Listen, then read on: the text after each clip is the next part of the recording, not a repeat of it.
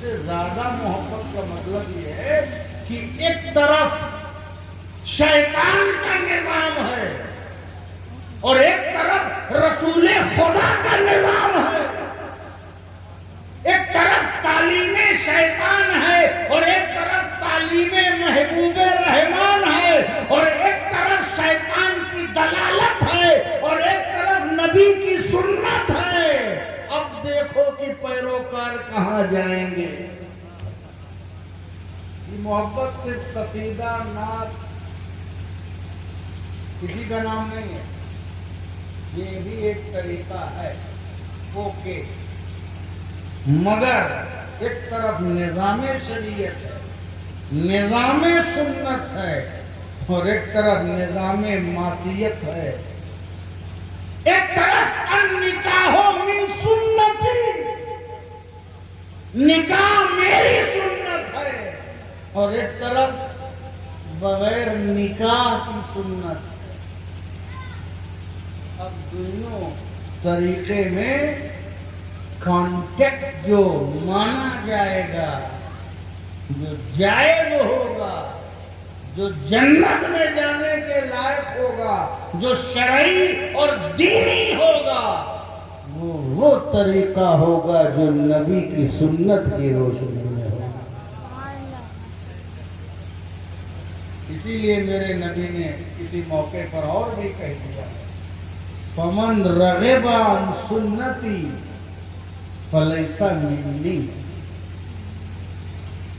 فمن رغب عن سنتی، جو میری سنت اور طریقے اور میرے لائف افیکشن کے خلاف کوئی اور نظام لے کر کے آئے، جو میری سنت سے اعراض کرے، بغاوت کرے، جو میری سنت کے مقابل میں کوئی اور شیطانی نظام کو کھڑا کرے، تو وہ گناہوں کا، معصیت کا، بدکاری کا نظام قائم کرنے والا کچھ بھی ہو سکتا ہے، مجھ سے نہیں ہو سکتا، میرے غلاموں میں نہیں ہو سکتا، میرے وفاداروں میں سے نہیں ہو سکتا۔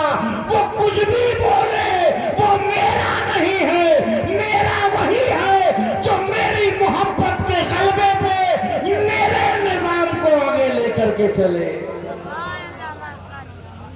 میری محبت کے غلبے میں میرے نظام کو لے کر کے چلے۔ یہ نظام مصطفیٰ لے کے چلے، رسول خدا لے کے چلے، نظم شریعت لے کے چلے، نظم روحانیت لے کر کے چلے، جو رسول کا نظام ہے،